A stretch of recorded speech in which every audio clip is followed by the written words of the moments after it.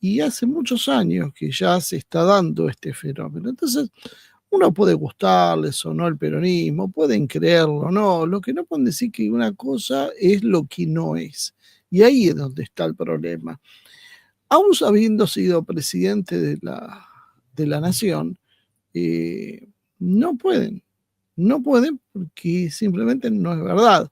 Entonces lo que vamos a analizar era cuáles eran las posiciones ante estos temas de la agenda woke, del peronismo histórico. ¿Qué es el peronismo? El peronismo es lo que dijo Perón y Evita. Después lo que hicieron después podrá ser llamado peronistas, pero ven que no se dan, no se ponen mucho de acuerdo porque hay algunos que les creen y que creen que fue así, y hay otros que dicen fue lo contrario. Pero habiendo una billetera, en general esto pesa para que uno se elija en una posición u otra. Entonces vamos a hacer un repaso histórico sobre algunas posiciones del peronismo sobre este tema, porque la verdad es muy molesto lo que están haciendo desde las organizaciones eh, sociales, podríamos decir, que se están aprovechando de esto. Después, si nos queda un poquito de tiempo, podemos hacer el análisis también coyuntural y político que vienen haciendo en todos lados y que ustedes vieron que nosotros le pegamos bastante a Moreno en los últimos tiempos por las diferencias de cómo él ve el mundo, lo que piensa sobre China, lo que piensa sobre Estados Unidos, lo que piensa sobre Israel. Pero esto tiene razón. Otra vez la misma agenda progre. ¿Cuántas elecciones piensan perder con la misma historia? Bueno, querido Marce, yo creo que ya estamos acá listos para escuchar y algunos trasnochados que van llegando y después quieren tener una charlita con nosotros, bienvenidos. Acá un poco la idea surgió porque hubo un conductor muy conocido que se está peleando ahora con Moreno, que básicamente salió a una defensa de esta marcha con algunos planteos un poco extraños sobre la historia del peronismo y la homosexualidad. Una historia un poco trasnochada, creo, y que me parece que, bueno, que nada mejor que repasar, ¿no? Para ver, en definitiva, ¿existe una agenda LGBTQ+ en el peronismo histórico? Esto ya sería algo ya de motivo para risa. Decir una agenda LGTBQ+ y esto asociarlo con el peronismo, casi podríamos decir que, bueno, que evidentemente es la antítesis. Pero lo primero, antes de arrancar con esto, es saber exactamente qué es la agenda queer. O sea, qué es lo que propone lo queer. Que es en definitiva la cuestión de género que nosotros hablábamos y toda esa historia. Es eso, es una agenda cada vez más controlada, porque de hecho todas las propias feministas han ido viendo cómo fueron raleadas internacionalmente en función de eso. Me llamaba la atención lo de las palabras iniciales de Ivoni, que hablaba sobre la soberanía, y básicamente si hay algo que se pierde es la soberanía, pues estamos ejecutando políticas más extranjerizantes imposibles. Yo creo que la mayoría de los políticos, salvo los que llegan porque vienen por la militancia woke, la mayoría de los políticos, sobre todo los políticos más grandes, no tienen idea de qué se trata. Ellos hablan con 4 eslóganes: no vamos a discriminar, nosotros somos inclusivos y los derechos de las mujeres. Punto. Hasta ahí llega su conocimiento. Entonces, si yo estoy a favor de que la mujer no sea maltratada, golpeada, atada a un carro y esposada en su casa, bueno, si yo estoy en contra de todo eso, es que básicamente debería ser feminista. Claro, después cuando uno ve lo que dice el feminismo puro, la cosa es bastante más complicada. Se burlaron mucho de, de Milei por la cuestión que dijo, contó una historia de 2 hombres que habían violado a un menor. Bueno, yo les cuento que sobran historias de ese tipo. Cada uno puede pensar lo que quiere, esto no es que todo el que tenga ciertas tendencias tenga ese tipo de comportamiento, Pero la realidad es que es un tema bastante complicado, el de la pedofilia con la agenda homosexual. Eso, si les interesa el tema, podemos preparar un informe más adelante, contar que era NAMBLA y explicar una serie de cosas que ahora se están guardando abajo de la alfombra. Y por el lado del feminismo, podrían explicar, por ejemplo, Simone de Beauvoir, qué opinaba sobre la relación sexual con menores, ¿no? Entonces, cuando vemos, yo creo que antes de reírse muchas cosas, hay que informarse primero un poquito. Y esto ya saben que no es una defensa de Milei, a quien me parece realmente un espanto en todos sentidos como presidente y uno de los personajes más nefastos que podemos haber tenido a cargo de la presidencia. Por las dudas, porque después hay otro problema. Si uno dice que dijo algo bien, bueno, entonces que lo está bancando. Y es o banco a Cristina o banco a Milei. Y parece que no se puede salir de esa historia. Y a veces hay gente que pensamos independientemente de estas categorías. Bueno, vayamos al tema de la agenda queer. No voy a hacer una cosa propagandística, voy a decir simplemente lo que propone la propia agenda queer, lo que es ser queer. Después, si no le gusta, es que están en contra. No es que son homofóbicos, transfóbicos o que no entienden qué está pasando, pero sería bueno primero saber. Lo primero, la base de qué propone la... Y no estoy hablando ahora de la cuestión política, ¿no? ¿A qué apunta? ¿Por qué se instrumenta? Sino simplemente cuál es la idea, qué es lo que quieren. ¿Estamos a favor o en contra? ¿Por qué? Porque lo primero que propone la agenda queer es la deconstrucción social. Entre esas cosas, la deconstrucción de la familia tradicional. Hay frases muy vagas, a veces parecen inocentes, que a nosotros nos pasan por alto. Frases del estilo, bueno, lo que pasa es que hay muchos tipos de familia. Y eso es una frase muy envenenada, porque eso es lo que busca, es el ataque a la familia tradicional, que es una familia tradicional, donde hay un padre y una madre, y hay hijos. Después, por circunstancias X, se puede perder un padre, se puede perder una madre, y eso no hace que eso no sea una familia. Obviamente que no hace que sea una familia, pero de esas circunstancias se trata de inducir el concepto a distintas familias. ¿Por qué? Porque básicamente lo que la agenda queer quiere es la ruptura de las estructuras familiares tradicionales, porque ellos hablan del heteropatriarcado.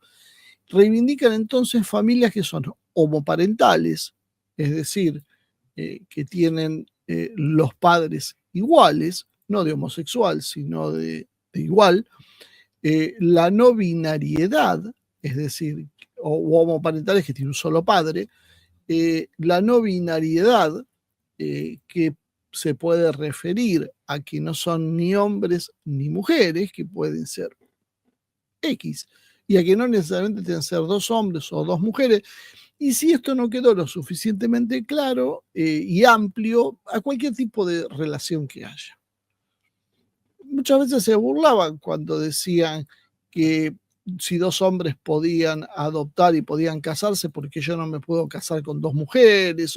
Bueno, quienes se burlaban de eso, yo les recuerdo que existen géneros fluidos, poliamorosos y demás, que sí contemplan el tipo de matrimonio colectivo. Entonces, lo que algunos hacían a tono de burla, ni siquiera era una burla, era solo algo premonitorio. Lo que busca la agenda queer es la debilitación de la institución familiar tradicional, porque no creen que eso sea el pilar de la sociedad y la moralidad. Cosa que en general el común de la gente cree. Entonces, si uno está a favor de las familias no tradicionales, tiene que ser consciente a favor de que está. Les parece que está bien, les parece que está bien, no hay ningún problema, pero saber de qué se trata, porque si no, no se entiende la cosa. Rechazo de la relativización de la naturaleza y el cuerpo, porque la sexualidad y la identidad de género están ancladas en la biología. Es decir, el hombre es una categoría fija y la mujer es una categoría fija. Para la idea queer esto no es así. El sexo es una cuestión biológica, pero puede haber otras categorías y ahí inventan esta idea de identidad de género. Es decir, yo puedo ser un hombre y sentirme mujer, o puedo ser un hombre y sentirme cualquier otra cosa, porque después fueron ampliando el concepto. ¿Qué se produce también de esta manera? La negación de lo natural, la negación de el hecho de creer que la naturaleza te hace un hombre o una mujer. No estoy hablando ni siquiera en términos confesionales, estoy hablando simplemente en términos de ser macho o hembra. Bueno, eso es una distinción que hacen y que separan de la lógica y luego lo transforman en una imposición ideológica. ¿Por qué? Porque se necesita que sus ideas sean aceptadas. Ni siquiera es tolerable para las ideas queer que unos piensen esto y otros piensen lo otro. Es decir, que unos piensen que la cuestión de género es una cuestión natural y que está por encima de lo que se determina sexualmente y haya otros que no. No se puede pensar distinto. Se tiene que aceptar eso. Y para que eso sea aceptable, eso tiene que ser introducido en la sociedad desde la niñez, para que esto sea natural.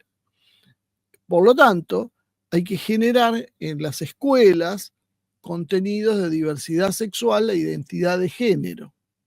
Por más que esto en otro momento hubiese sido inapropiado, casi podríamos decir corrupción de menores, hubiese sido catalogado hace unos años atrás. Sin embargo, es verdad que hoy eso es una forma de diversidad y eso se enseña oficialmente con la ESI. Y cada país le da un nombre distinto, porque son programas además prefabricados y bajados desde organismos internacionales que controla precisamente Washington, o que controlaba Washington. Ahora con la llegada de Trump la cosa se enrareció. Entonces, ¿esto qué produce? Produce la hipersexualización temprana, porque a un chico muy chiquitito, de 4 o 5 años, ya le vamos a enseñar que el género es fluido y no es algo fijo, que puede ser un hombre, puede ser una mujer o puede ser otra cosa. En Estados Unidos, ahora Trump acaba de derogar 72 géneros y conservó hombres y mujeres. Punto. Esto, por supuesto, lo mezclan, lo profundizan y hacen realmente una especie de laberinto teórico, basadas en todas cosas insostenibles desde el punto de vista científico, por lo menos de las ciencias más duras y concretas. Luego, bueno, se han generado muchos papers académicos desde el orden social donde se pasa por encima por interpretaciones básicas como son las biológicas. Esto es un tema y es un problema, bueno, que se genera y que hace que mucha gente diga, cuando estamos hablando de esta agenda queer que ahora se va a promocionar con esta marcha en Buenos Aires, que haya mucha gente que diga, pero yo no estoy de acuerdo con esto, yo no quiero a Milei, pero no quiero esto. Y yo diría que el 90% de la gente entraría en esta categoría.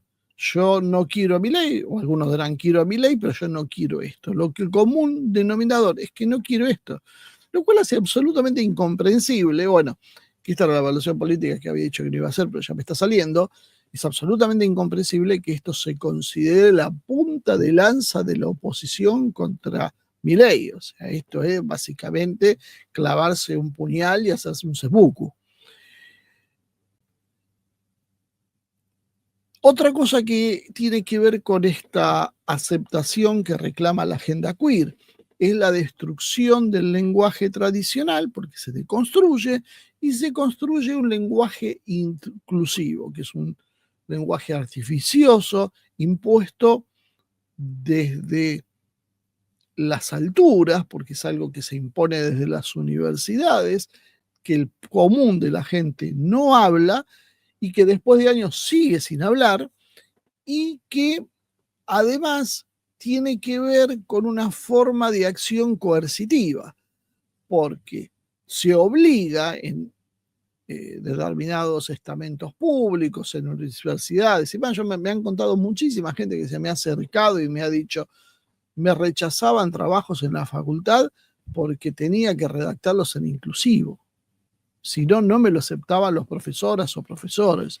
Algunos profesores inclusive hablaban en inclusivo con los alumnos, y los mismos alumnos se ríen por las contradicciones, porque hablan en inclusivo, pero en definitiva cuando llega el momento resulta que ese inclusivo se traba porque no les es natural. Claro, por eso lo tenemos que enseñar desde el colegio chiquititos, porque después es muy difícil, es como una especie de farsa, uno intenta forzar ser lo que no es y claro, no sale. Además, el lenguaje rompe con las estructuras lingüísticas y culturales heredadas, rompiendo de alguna manera lo que es la identidad de nuestra sociedad, de nuestros pueblos. Otra cosa que no aceptan cuando hablan de identidades se refieren solo a la cuestión de género, porque no lo llaman la cuestión de sexo, sino cuestión de género, porque hay infinitas identidades y eso es lo único que les importa. Las tradiciones reales no, porque en ninguna tradición esto es representativo. Entonces, como no es considerado esto, simplemente hay que estar en contra de las tradiciones. Hay veces casi se hacen burlas, se hacen, no sé, gauchos gay, danzas tradicionales que las hacen queer, y la verdad es como una especie de espectáculo grotesco que la mayoría de la gente no acepta. Y básicamente el uso del lenguaje de esta manera, lejos de ser neutral, es una manipulación ideológica en una función determinada. Junto con esto, la militancia LGBTQ+, entre ellas obviamente esta idea queer es la que sobresale, ejerce una presión social muy fuerte sobre el resto. Estamos en un fenómeno donde un porcentaje mínimo de la población, probablemente estemos hablando de menos del 1% de la población, largamente menos del 1%, resulta que presiona al 99% restante y les obliga a comportarse como ellos quieren. Ellos plantean que si uno no acepta estas ideas que hay, es porque uno es homofóbico o porque uno es transfóbico. Simplemente es por no compartir la totalidad de sus protocolos, porque encima no es algo que se puede aceptar a medias. O sea, uno tiene que aceptarlo en concreto. Te recuerden en alguna cuestión. Yo hablo de teoría queer, podríamos hablar de la teoría crítica de la raza y otras que vienen asociadas en el paquete woke, porque en definitiva todos se meten después debajo de un mismo paraguas de diversidades, ¿no? Y esas diversidades y esas historias terminan siendo de acciones violentas. El otro día hubo un chico que se metió ahí en una marcha y porque era libertario lo sacaron literalmente a cascotazos. O sea, el chico fue a provocar y es parte probablemente de las acciones que hace este gobierno para generar esta discusión porque cree que esta discusión le da ventaja electoral. Ahora, todo eso es cierto, pero no tenía ningún derecho a ejercer violencia sobre este chico porque no les gustaba que esté ahí presente. Creo que iba a hacer unas preguntas. Y sin embargo lo hicieron.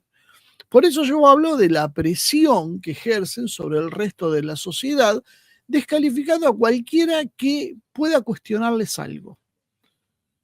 Y además han hecho un gran aporte a la censura, generando una nueva forma que se llama cultura de la cancelación, donde toda persona que disienta con la agenda que ellos representan puede ser señalada, boicoteada, expulsada de su ámbito laboral, académico, artístico, profesional o de donde sea que esté.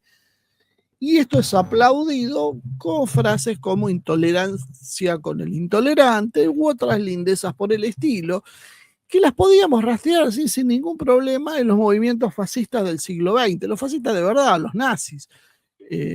los nacionalsocialistas, que ahí sí, claramente te decían, esto es así y esto no se puede decir, y si no te iban a reprimir. Entonces, y también que seguramente lo podíamos encontrar, si les gusta más, en la izquierda más ortodoxa y más dura, que tampoco proclamaba otra cosa, pero esto era porque ellos lo decían abiertamente. Ellos te decían, acá tiene que haber un partido único, que es el partido fascista, o acá tiene que haber un partido único, que es el partido comunista. No creemos en la democracia. Por eso no te dejamos hablar, porque no nos interesa la libertad de expresión como tal, porque hay un bien superior que titulamos. Bien o mal, te decían lo que querían. Esta gente hace lo mismo, con la diferencia que te dicen, no, nosotros lo hacemos por la libertad, nosotros lo hacemos por los derechos, nosotros lo hacemos porque somos inclusivos y diversos, y exactamente hacen lo contrario. Esto es agenda queer. O sea, a ver si nos entendemos. Cuando van a marchar el sábado atrás de una bandera, van a marchar defendiendo esto. No lo estoy inventando yo, es lo que dicen ellos mismos porque están orgullosos de estas cuestiones, ¿no? Y además, esto es pretendidamente revolucionario, ¿no? Nos dicen ahora que las diversidades son el germen revolucionario de nuestra sociedad. Ok, veamos, a ver.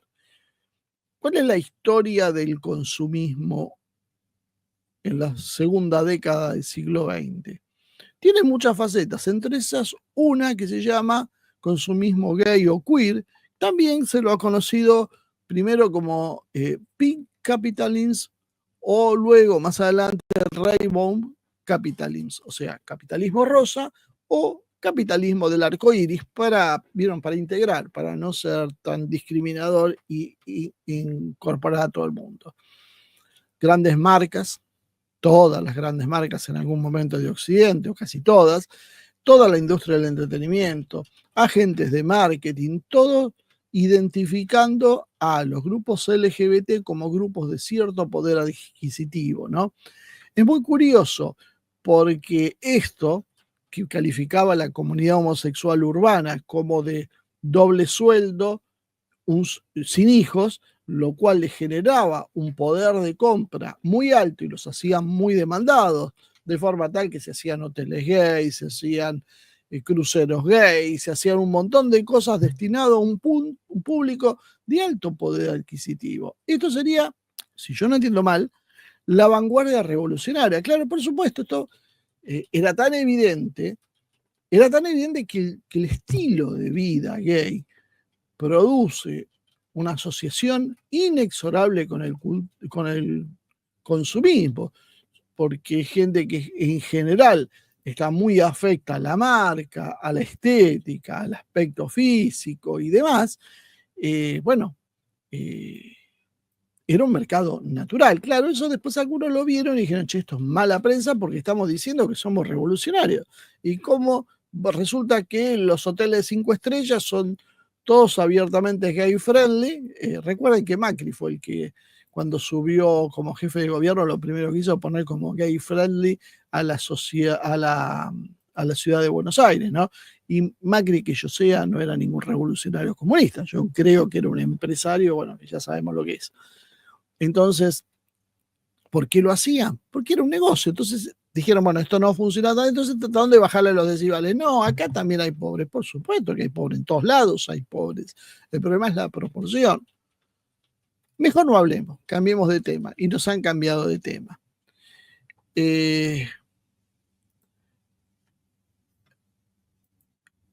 El Rainbow Capitalism o el capitalismo del arco iris generó también la construcción de fechas simbólicas como el mes del orgullo, y ahí lo hicieron generando un foco en donde, en las grandes urbes urbanas, Nueva York, Madrid, Buenos Aires, París, Londres, Los Ángeles, ciudades con una actividad LGBT muy alta, con mucha visibilidad. Recuerden los discursos de gente semidesnuda o muchas veces desnuda por las calles, con inclusive padres que llevan a los chicos a ver ese espectáculo, y lo hacían promoviendo una cultura del consumismo.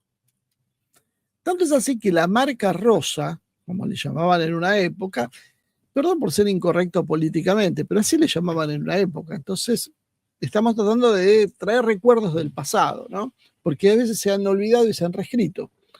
Esta marca rosa apuntaba a sectores de clase media o alta, no sectores pobres y obreros. Y pensemos entre poco entre nosotros, y seamos sinceros, con una mano en el corazón. Si yo voy a Palermo Soho, si yo voy a Corazón de Palermo, ¿cuántas personas de la comunidad LGBTQ+ voy a encontrar en ese lugar? ¿Y cuántas voy a encontrar si voy a un bar en Isidro Casanova? Ustedes me podrán decir, no, en Isidro Casanova también hay, por supuesto que hay. Y también en Palermo hay gente que no lo es. Pero nadie me va a negar como que en Palermo es bastante cool y te topas con mucha gente así, desde la que te atiende hasta la que está consumiendo, mientras que vas a Isidro Casanova y te vas a encontrar poquitos. Esto es una realidad, pero por cuestiones políticas se desmiente. Pero es una realidad. Tanto es así que es una realidad que las grandes marcas intentaron ganarse ese mercado, después tampoco les fue bien. Y tuvo que aparecer un personaje como Larry Fink, el CEO de BlackRock, para públicamente todos los años apretar a su gerente diciéndole, mire, ya sé que ustedes venden menos con estas políticas, pero a mí no me importa, vamos a imponer esta agenda. Y reconocer públicamente que BlackRock imponía una agenda a contrapelo de lo que quería la sociedad. ¿Por qué? Porque tenían plata. Porque BlackRock tiene decenas de billones, con B larga, de dólares en inversiones. Entonces se da el lujo de hacer lo que les venga en ganas o casi. Por lo tanto, promovían eventos que además contaban con una gran influencia dentro de la comunidad, con entradas elevadas, consumos de alto costo, eventos muy excluyentes, que en principio debería ser de algo que se considera como una punta de lanza revolucionaria anticapitalista y contrasistema. Yo creo que ahí ha habido una especie de locura colectiva cuando hemos aceptado esta realidad y no pensamos realmente lo que era. Pero fíjense si yo estoy mintiendo, vayan a hacer una marcha, vean cualquier marcha del orgullo y empiecen a ver quiénes la publicitan, los sponsors y el merchandising, y se van a encontrar que no es una marcha de pobres. Y que si bien hay gente de todo tipo, los pobres, no digo que son una rareza, pero son los menos. Proporcionalmente, ¿no? Siempre los pobres son más, pero proporcionalmente hay mucho menos pobres que lo que hay en una marcha común. Si van a una marcha, si van a una cancha de fútbol, se van a encontrar con otra realidad social. Tampoco hay que ir tan lejos. Básicamente, la dimensión transformadora y revolucionaria que le pretenden dar a este movimiento no existe. El movimiento queer no encaja en esto. Con megacorporaciones celebrando el mes de la inclusión, la semana de la inclusión, el día de la inclusión, el año de la inclusión. ¿De qué revolucionarios estamos hablando entonces, muchachos? ¿Cómo quieren que este sector sea punta de lanza contra Milei? Si es lo mismo. Hay más problemas. Ideológicamente, decíamos que la perspectiva queer es contraria a la ley natural, donde se intuye que hay una distinción entre hombres y mujeres y demás. Para la cuestión queer, la categoría hombre y mujer es una construcción social, no es una realidad inherente, natural. Por lo tanto, hay que trabajar en la construcción social. Por eso es falso que sean neutrales y por eso es que tanto intentan ir a la educación. ¿Por qué? Porque como es contra natura, es algo que uno no intuye y que tiene que ser forzado, y por eso no dicen que es una construcción social, trabajan sobre eso. O sea, básicamente es una acción de propaganda. Hay una definición. Y lo uno de los problemas que trae esto aparejado es que rompe las diferencias también entre sexos. Entonces vemos feminización del hombre y masculinización de la mujer con todas las consecuencias sociales que eso trae. Y esto es parte en realidad de lo que están buscando hacer, la aparición de tantos seres andróginos en el mundo de la moda, un mundo dominado claramente por la comunidad homosexual, y es parte de esto. El activismo queer tiene presencia en instituciones estatales, en organismos internacionales, modifica marcos legales, crea leyes antidiscriminatorias, cupos laborales, etcétera, etcétera. Y de esa manera se muestra no neutral ni imparcial, sino como patrocinador de una ideología puntual, que es una ideología que jamás ha sido sometida a un escrutinio social. Nunca nadie le preguntó a la sociedad si realmente estaban de acuerdo con cambiar los valores y los preceptos ideológicos, y simplemente se le dijo, hay que aceptar esto porque es la evolución de los derechos. Punto. Se acabó. Entonces, todas las políticas como la ESI no son neutrales ni imparciales porque tampoco lo pretenden ser, porque en realidad son políticas que patrocinan una idea de género, básicamente lo que se llama propaganda. Priorizan además los derechos individuales, ¿no? El derecho individual por encima de los derechos de las mayorías, no binarios, LGBT, etcétera. Y esto es un problema para un movimiento que en principio parecería ser revolucionario. Rompen la igualdad formal que existe ante la ley, por lo menos somos todos iguales, hasta que empezaron con la discriminación positiva y cambiaron esa lógica. Imponen leyes antidiscriminatorias, sanciones por discursos de odio que pueden restringir, que restringen de hecho la libertad de expresión y la libertad de culto. Y está todo bien, porque lo hacen por una causa superior, porque es discriminación positiva y es la aplicación de la cultura de la cancelación. O sea, han logrado hacer de la discriminación y la censura lo opuesto. O sea, hacer lo mismo en realidad, pero cambiarle el nombre para que parezca que hacen lo opuesto.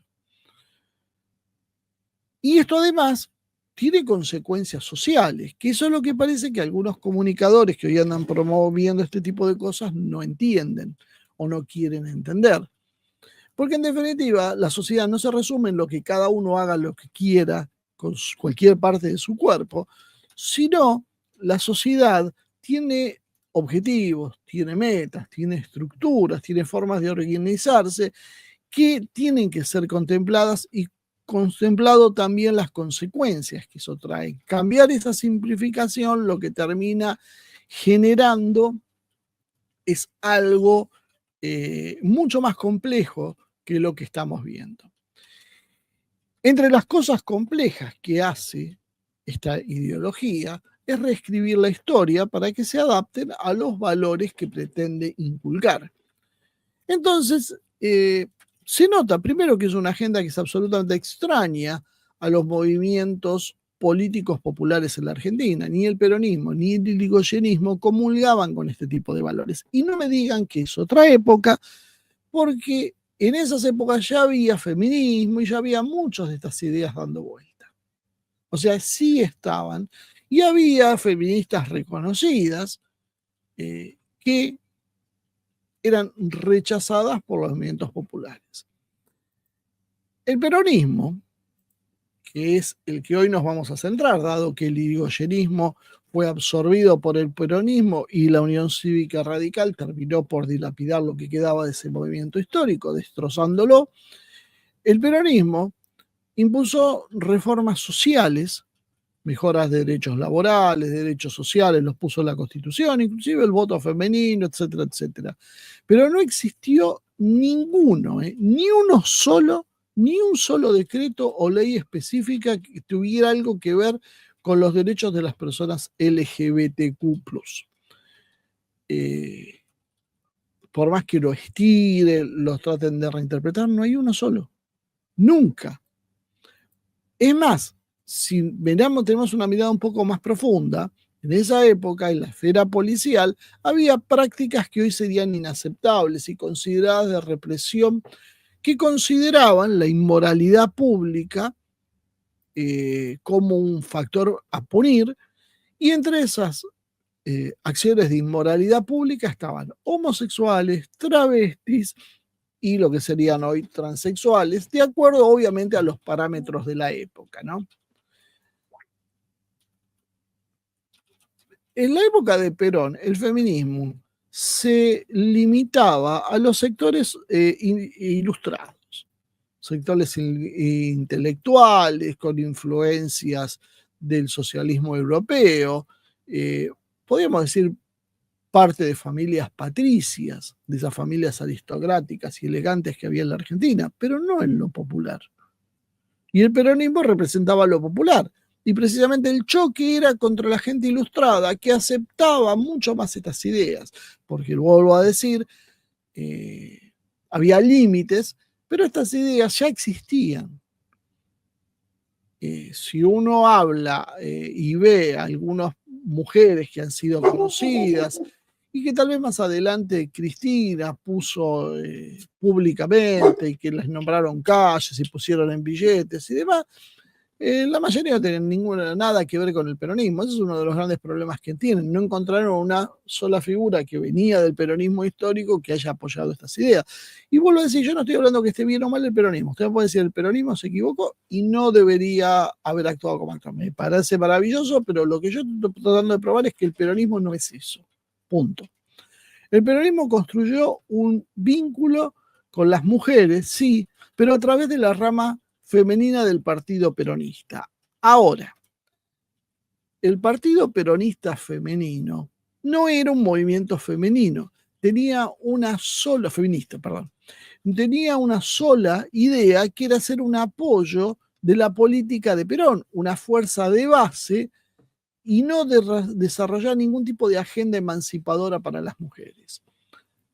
Eva Duarte de Perón, la esposa de Perón en ese momento, fue una persona muy, muy popular entre las mujeres de clase trabajadora. Eso creo que estamos todos de acuerdo. Hasta los que no la quieren están de acuerdo con eso.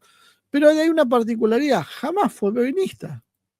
Jamás se pintó la bandera de color arcoíris, que bueno, ya sé que no existía para esa época, pero jamás dio una sola señal de que estaría a favor de eso. De hecho, Evita hablaba de la figura de la madre y la esposa entregada a la causa nacional. En ningún momento se pronunció a favor de la legalización del aborto. Les recuerdo que en la Unión Soviética había puesto el aborto en el año 1917. Todavía ni se había formado la Unión Soviética y ya en Rusia estaba legal el aborto. Hacía décadas que estaba el aborto. No era que no existía el aborto. El aborto existía y se conocía, pero era una cosa de comunistas. Esa era la visión de la época. Y el peronismo no era comunista. Mal que les pese a muchos que parecen no conocer la historia. Su rol central ha sido obtener el voto femenino, pero lo hacía para promover a la mujer como pilar del hogar.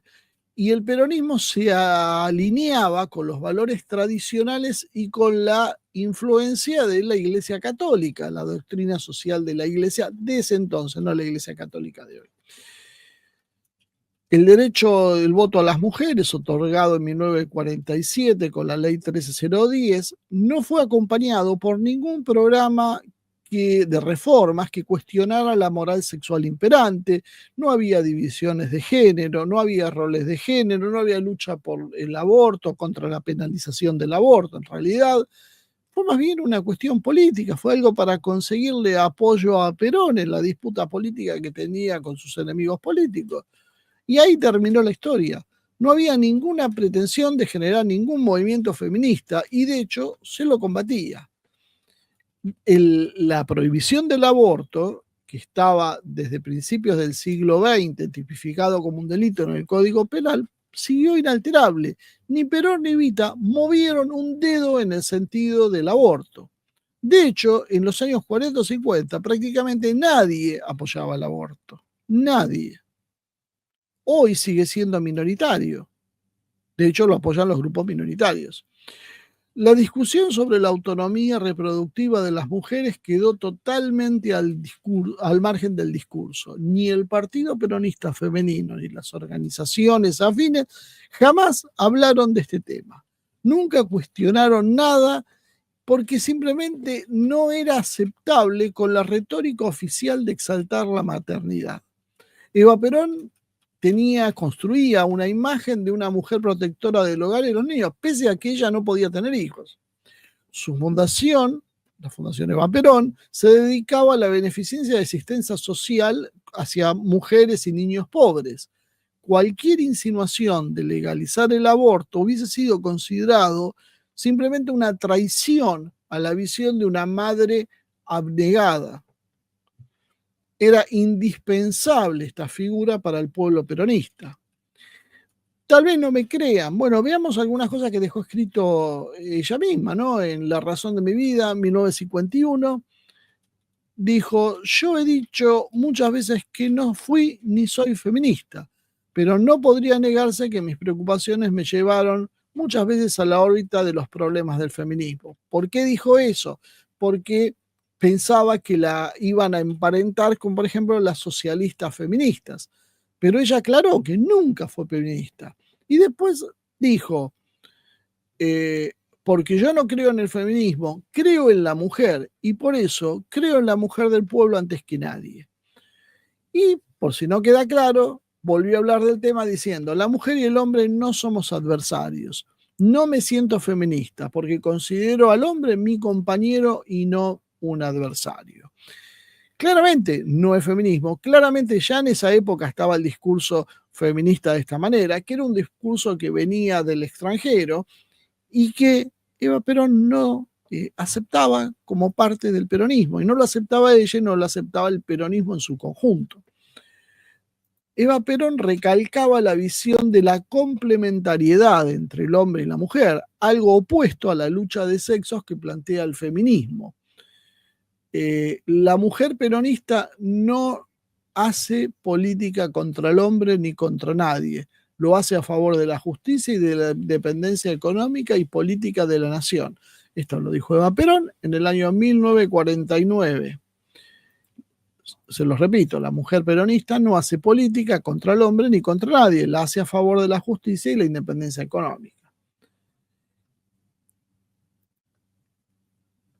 Eva Perón y su esposo, Juan Domingo Perón, nunca hablaron de manera explícita de este problema, porque no era problema. O sea, no estaba ni en consideración de nadie. Hablaron de la justicia social, del voto femenino, la organización del movimiento peronista, la comunidad organizada, etcétera, etcétera, pero nunca se dedicaron a hablar de estas cuestiones de género. No hay un solo registro público ni citas en ningún lado que alguno de los dos haya hablado sobre el aborto, y sin embargo a Eva Perón la ponían con un pañuelo verde en el cuello las feministas cuando mentían en la campaña a favor del aborto. Sí hay citas sobre la maternidad, la demografía y la familia que pueden ser consideradas y que pueden ayudar a tener una idea sobre qué pensarían sobre el aborto, sobre la legalización del aborto. En La razón de mi vida, el texto autobiográfico, ella valora la figura de la mujer madre como parte central de la nación y no habla del aborto. Y lo hace cuando habla de la mujer en su misión maternal. Ella dice: quiero a la mujer de mi pueblo con toda mi alma, porque ella es la fuente pura de donde nace la vida, madre, la formadora de nuevas generaciones. Difícilmente una feminista diría esas palabras.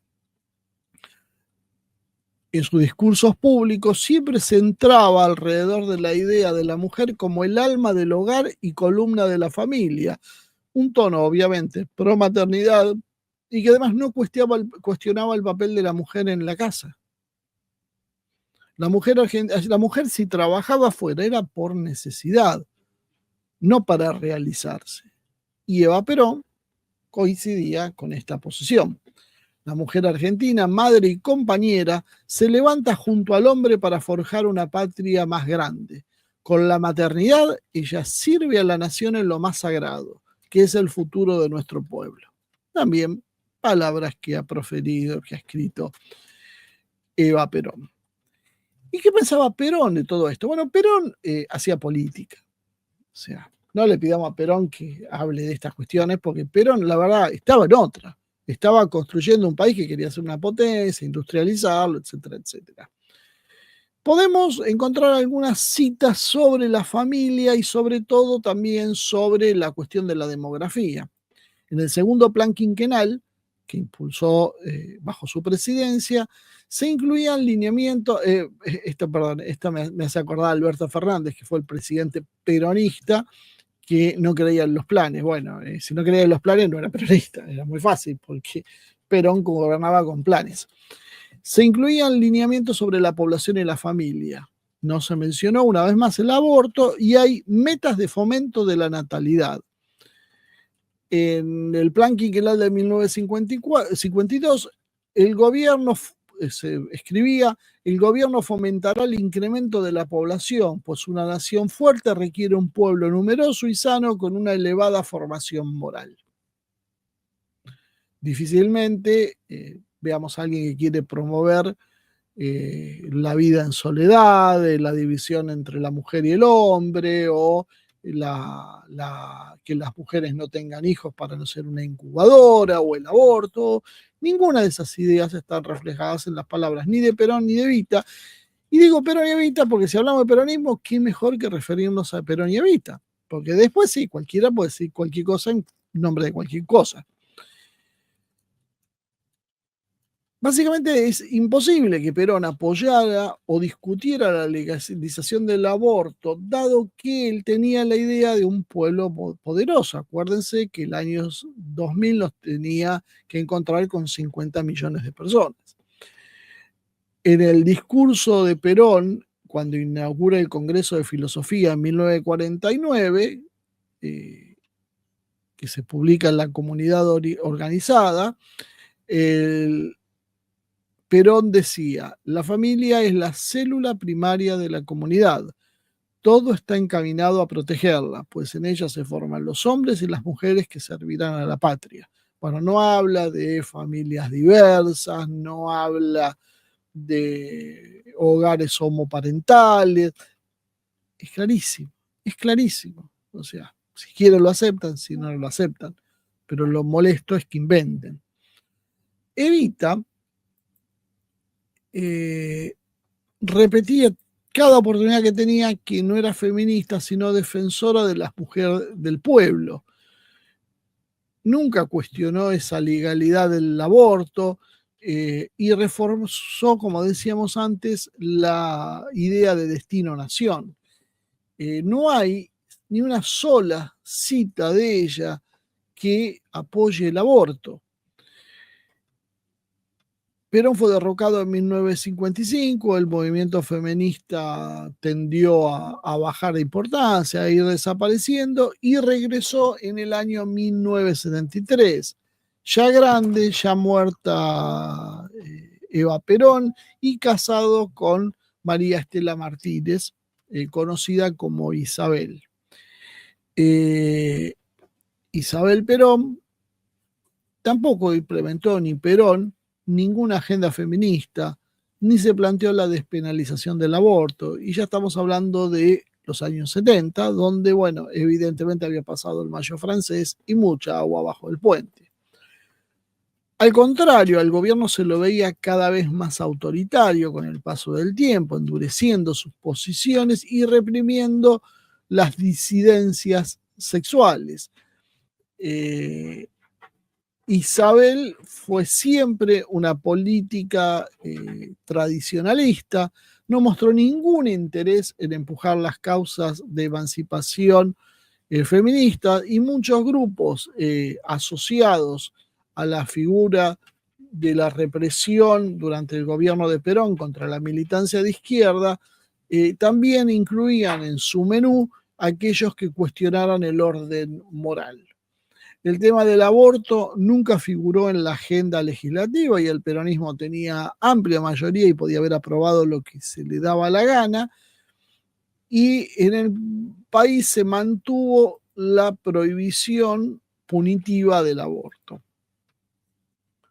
El peronismo, en definitiva, tejió redes fuertes de mujeres leales a Evita en su momento, y luego lo construyó en base a la verticalidad del liderazgo, pero en realidad jamás tomó ninguna forma que pueda asociarse a lo que quiera hacer el feminismo, y de hecho sirvió su movimiento como un obstáculo, un tapón a las corrientes feministas foráneas que pudieran promover el aborto o la subordinación o romper la,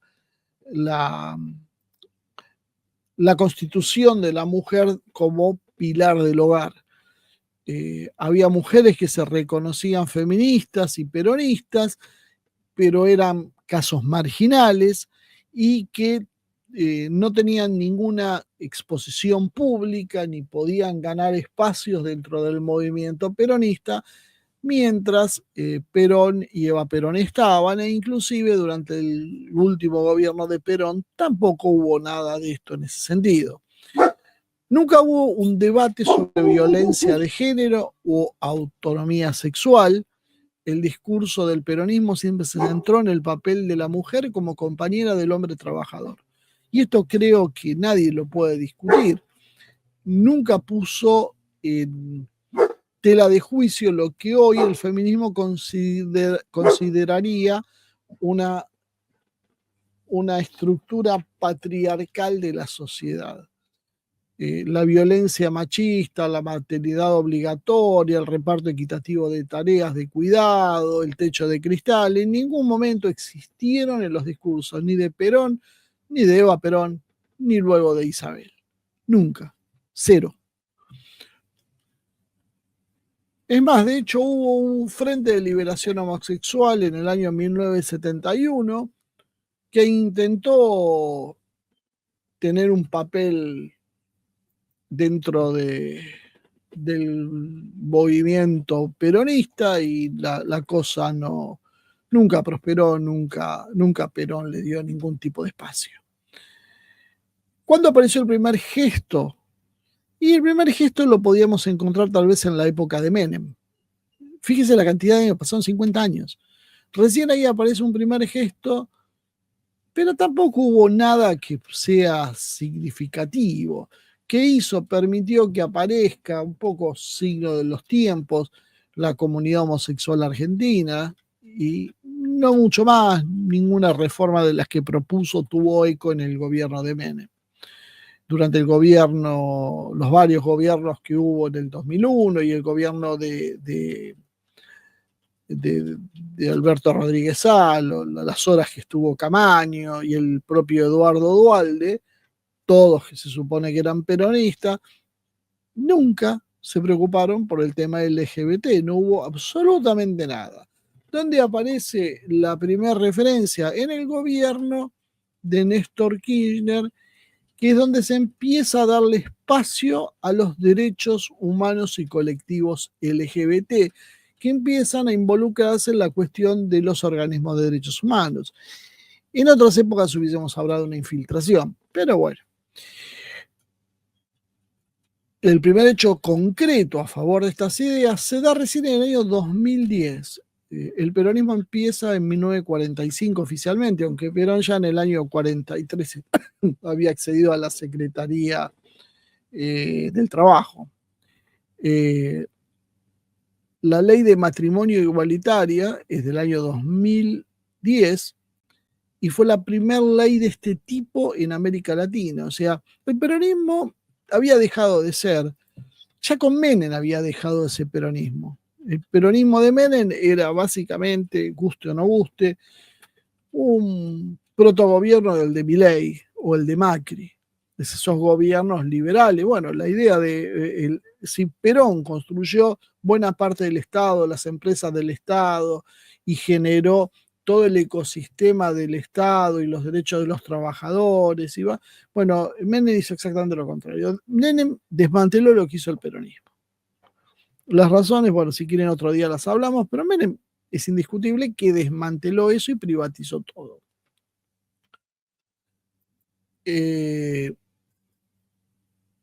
Entonces, llega Cristina y aparece la primera ley, que es la del matrimonio igualitario. Las crónicas de la época, yo me acuerdo, que decían que Cristina no quería aprobar esa ley y que eso fue idea de Kirchner. Que Kirchner era un cálculo político, seguramente presionado, nunca lo sabremos, tal vez quizá más adelante se sepa, presionado seguramente por los Estados Unidos, que ya intentaban imponer esta agenda en todos lados, han decidido empujarla y a veces una facilidad a una negociación, como hizo que Nisman termine al frente de la causa de la ASMIA, y los que estaban ahí decían que se llama que Kirchner no tenía ni idea quién era Nisman, pero como creía que darles a Nisman el papel de la causa de la AMIA iba a servir para tener un mejor arreglo con los acreedores, allá fue él con esa política. Y por eso decía, el peronismo, o lo que quedó del peronismo, esto que ahora le llaman peronismo, llegó tarde a la cuestión queer, pero llegó con fuerza. 2 años después, 2012, se hace la ley de identidad de género, que es la que termina siendo la base de todo el conflicto que hoy tenemos. Permite a las personas trans cambiar su nombre y género en documentos oficiales sin necesidad de procesos judiciales ni requisitos médicos o psicológicos. Obviamente era una de las más avanzadas del mundo, porque hay que reconocerles que cuando actúan lo hacen con una buena sobreactuación. Y nosotros en el 2012 teníamos algo que muy pocos países del mundo tenían, que una persona vaya al registro civil y diga, yo ahora soy mujer, y siendo un hombre, y que le digan, bueno, y nadie le pide una pericia psicológica, una prueba, absolutamente nada. Con la palabra bastaba, porque no queríamos estigmatizar a nadie que haya sido oprimido. Y el paso final, bueno, fue Alberto Fernández. Alberto Fernández debería ser de Kirchner, porque en realidad es una creación de Cristina Kirchner. Tipo gris, sin ningún tipo de apoyo, que llega a ser presidente porque lo unge Cristina Kirchner, creyendo que eso era una gran maniobra. Y bueno, que eso era una gran maniobra. Y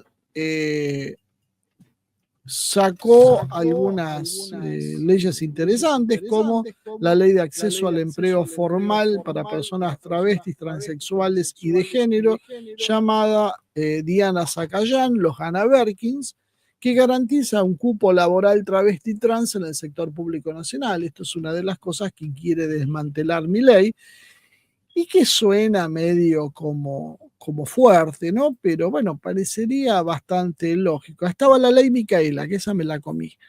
La ley Micaela también es más o menos de esa época.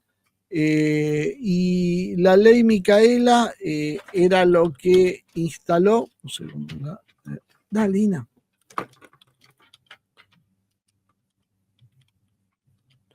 La ley Micaela era básicamente una ley que institucionalizaba la idea de la violencia de género, y a partir de eso se obligaba a la población, acá la está buscando, no, claro, esta no, por la ley Micaela es de Macri, perdón, con razón no la había puesto, es año 2018, que es el último paso que se dio en ese sentido, donde básicamente consideró a todos los hombres violadores y golpeadores por su propio hecho de ser hombres, y por lo tanto había que reeducarlos masivamente. Y bueno, se instruía a toda la administración pública a cursar esta ley, que está vigente y todavía se debe estar haciendo en las instituciones educativas, en todos lados está omnipresente. Bueno, en otros lados ya sabrán cómo funciona esto, ¿no?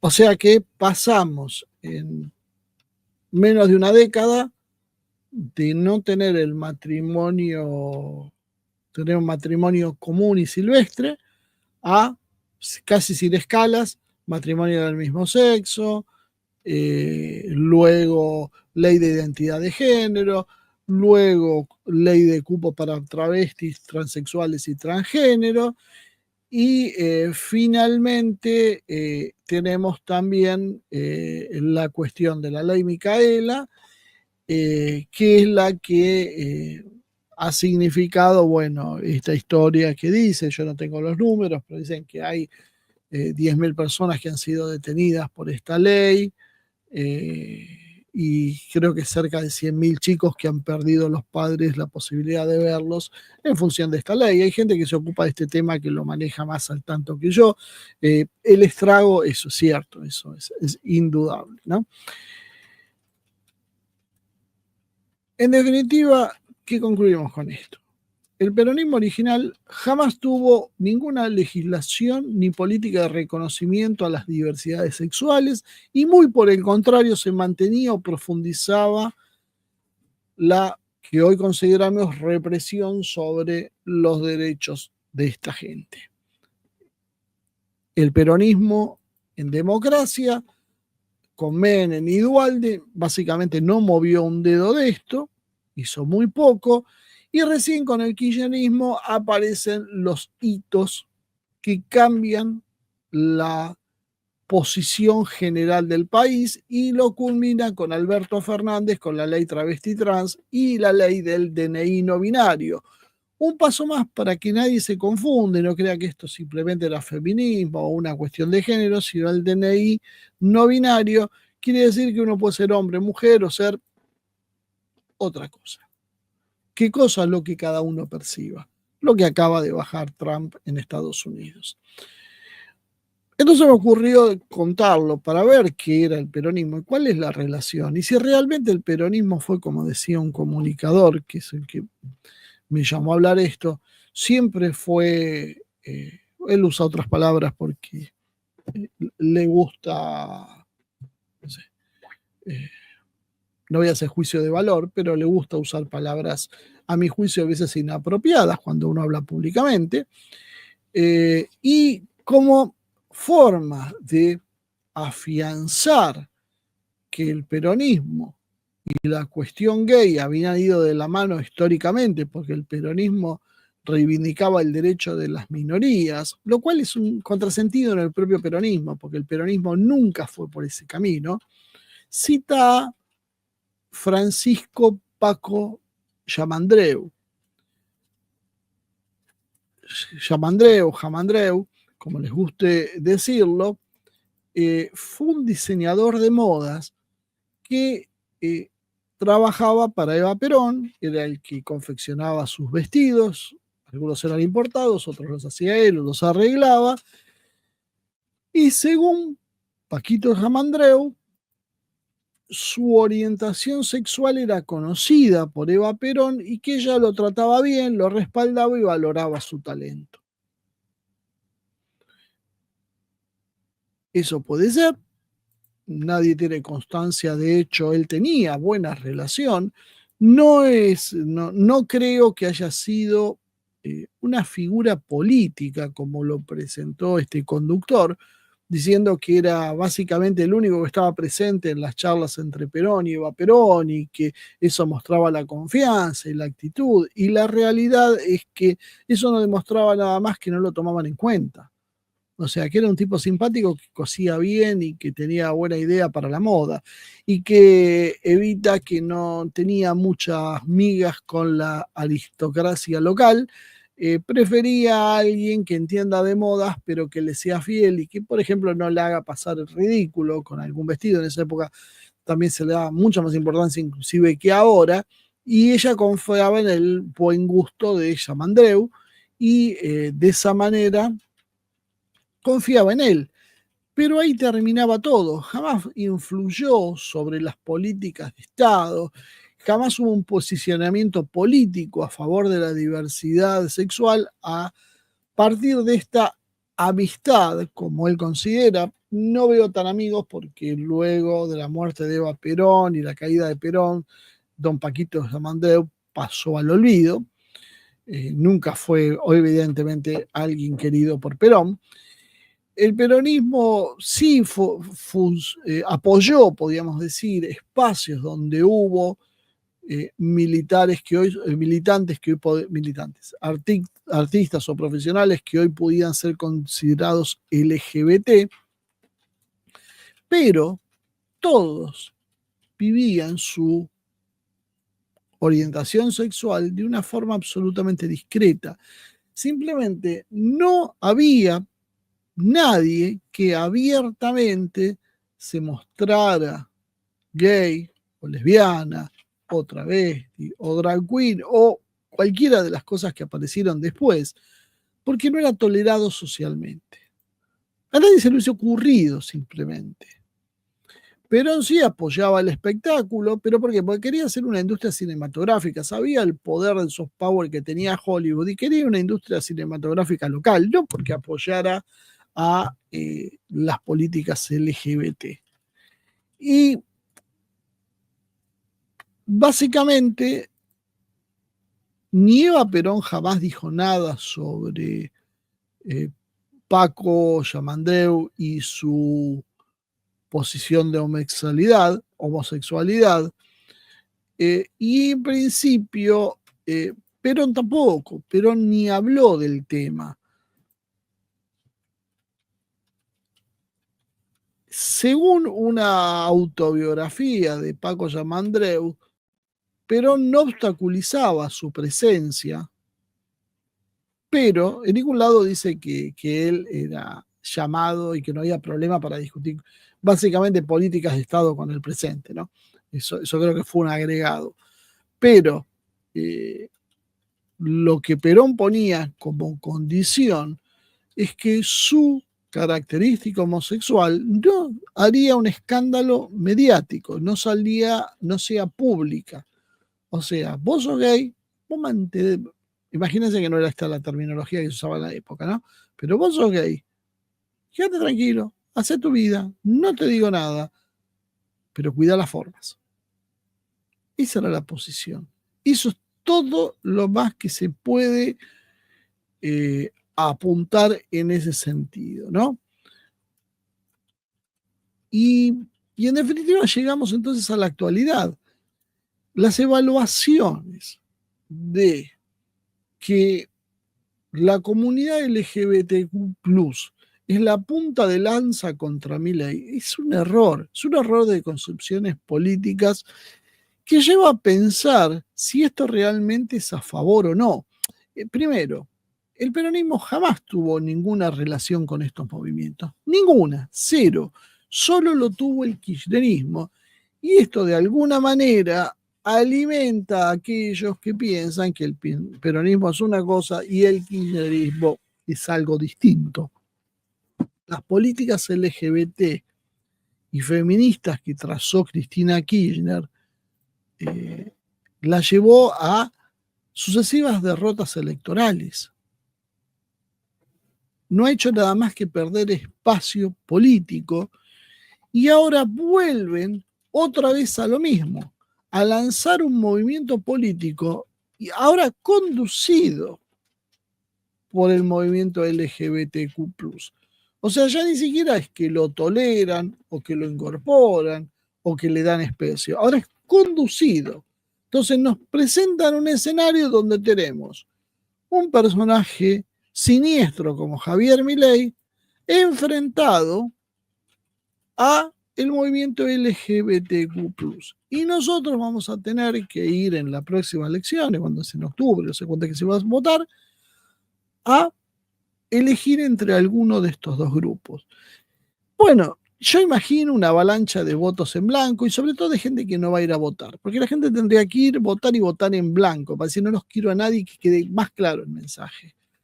Pero bueno, van a intentar de disimularlo con que, bueno, la gente se fue el fin de semana porque estamos viviendo tan bien que la gente no quiere perderse un domingo de sol.